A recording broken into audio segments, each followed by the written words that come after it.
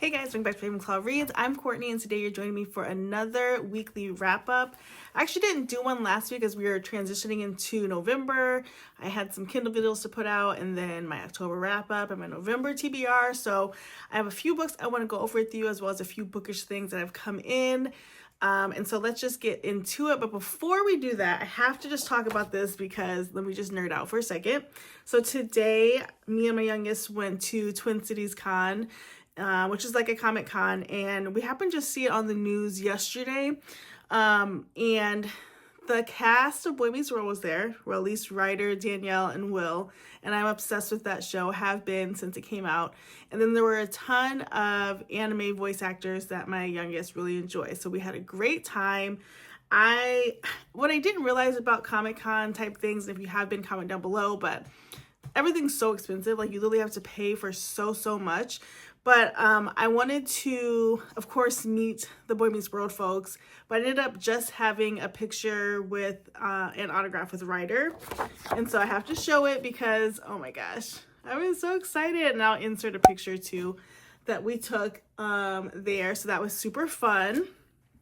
Okay, and then let's talk about the things that I've gotten that are bookish. So my Book of the Month Club books came in this week. And so one of the books was a pick for November, and this is Dirty Diana. This is a book by Jen Besser and Shayna Festi or Feast or Fest. And they didn't have a lot of selections that I was into this month, but I definitely wanted the add-on, so I just picked up this book. I actually read it this week, so I'm going to tell you all about it in just a second. And then I picked up Sophie Cousins' Is She Really Going Out With Him? Honestly, it's a pink cover, and you guys know how I feel about the color pink, and so I figured I would pick this up. Looks like a cute little romance. I also have the book Can We Skip to the Good Part by Sophie Cousins on my Kindle that I'm still waiting to read. Maybe I'll do that this week. I don't know what books I'll read yet, but that is on the list from Book of the Month Club. And then, as we're rounding out the year, I am a huge planner person. I don't really talk about it a lot on this channel, but I love a good planner. I love organization. I'm always trying to find new ways to track the way that I read books. I do a digital way, obviously Goodreads and Bookly, but I track like the covers and the rating of each book that I read throughout the year. I also like track what day I started the book and what day I finished it with a little summary. If you want to know more, comment down below. Happy to show you the ways that I track. But I was on TikTok and was struck and influenced by a planner that I cannot wait to dig into for next year. I just wanted to show it in case you guys are interested. It's called The Daily. And this book is literally so chunky. But the thing that I liked about this that I will definitely be using is how specific it is. So currently I track the way like my regular work schedule, home schedule, and like YouTube schedule in 3 different places, and it's really chaotic to keep up with. And I've literally bought like 5 planners this year just trying to like find the one that has everything, and this is the one that has everything in my opinion. But basically this planner has your monthly spread, but then also you have like your monthly goals. So if I want to put my work goals, personal goals, YouTube goals, it has your food tracking, grocery list, your workout tracking, your weekly to-dos, and then your hourly schedule each day. And so I'm going to link the shop down below if you want to see more. They have other ones that are smaller than this if you're just thinking this is a behemoth of a planner. It's not your thing. But super good. So I'm trying to get prepped up for that next year.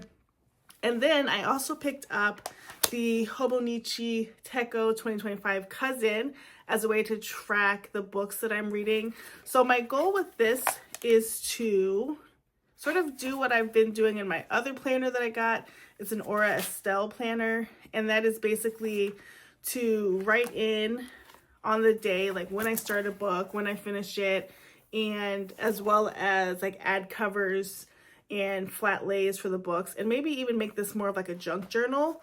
I did junk journaling 1 year, or half a year on my iPad, and I loved it, but it really bogged down my iPad and it would hardly ever open because the file was so cluttered with pictures. But I think if for Christmas I get like some type of printer that prints out stickers that will really help with not only junk journaling, but also adding and tracking my books. So these are the two things I'm planning to use next year. And I feel like with these two things, I don't need to buy excess. So just wanted to put that into the space because if you're like me, you're thinking about what planner are you going to be using for next year, and that's what I'm using. Okay, so now let's get into what you really came here for, and that is what I have been reading. So like I said, last week we did not get this update because I was doing my other videos. So I want to start with the first few books that I've read in November. It's only been 4, which feels less than where it was last week. It's about, because today's the 9th, so it's about 2 days per book. But we'll see what we can get into this upcoming week. So the first book that I read this month and finished on the 2nd was The Cinnamon Bun Bookstore. This is by Lori Gilmore. This is book 2 in the Dream Harbor series. I started this series last month, yes, when I had a commute, and I started listening to the book and then finished it up with the physical edition and really fell in love with this sort of small town vibe of the book. I ended up giving this book 4 stars. And the first book, Pumpkin Spice Cafe, I gave 5 stars. This one was good. It was just a little bit more cheesy than the last one. But this book follows Hazel and Noah. And so Hazel, it's all in the same universe. And so Hazel is a friend of Jeannie, and she's the daughter of, she's the friend of the guy in the first book. They grew up together, and she's the daughter of the town's mayor. And then Noah is a local fisherman, and they start a romance. I really liked their romance. I'm trying to think why I gave it a 4. I want to say that I think it's one of those instances where it just kind of went too quickly, and Hazel was slightly annoying in the book, but still very good. Highly recommend. So that's the way I started November, and it was great. Now they have the 3rd book out, which is, I believe, The Christmas Tree Farm. And that book is going to follow Jeannie's brother and another girl in town who's new, and she was introduced in this book. And I will read that one in December, obviously, Christmas Tree Farm. Okay, the next book I read was Primetime Romance by Kate Robb. She also wrote the book This Spells Love, and I gave this book 4 stars. I had really been wanting to read this book and had not picked it up, but then I did get it on my Kindle because it just sounded great. The premise of the story was that our main character, Bryn, was obsessed with the TV show, and it was giving like Dawson's Creek or 90210, and she gets sucked into the show to sort of finish the ending. Really cute concept. Her roommate is not a fan of the show, but he's sitting on the couch with her when she gets sucked into the show, and he gets into the show and is put into the role as like the bad boy, and she's put in as the main character, and her goal is to get the main character, her, and the male counterpart to come together, because they did not end the series as a couple, and I think that was the whole gist of it. But they have to go back into the town, pretend to be these people, and not really change anything. So it was very much like Pleasantville, if you've watched that movie. And so I ended up giving it 4 stars because it was just really copy-paste from that movie. If you've seen the movie, you know they go in, they're trying to like keep things status quo, and things start changing, which ripples effects into the entire sort of universe of the show. And so that is exactly what happens in this book. Still really cute. It still kept me really engaged. And so I do recommend that as well. And then I just finished on Friday, Lost and Lassoed by Lila Sage. Just came out this week, Tuesday. This is the 3rd book in the Rebel Blue Ranch series, and I'm like so sucked into this series.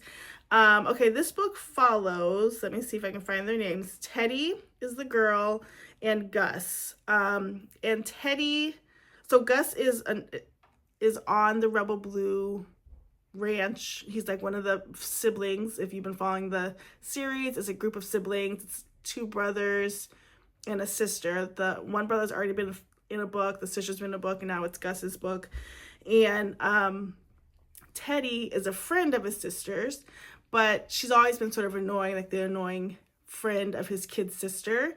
And he is a single dad. His wife or ex-wife is Cam. She was in another book, but she's out of state for whatever reason. I didn't really catch like why she was out of state, but basically he's got his 6-year-old on his own, and he's having a hard time maneuvering parenthood by himself and the farm.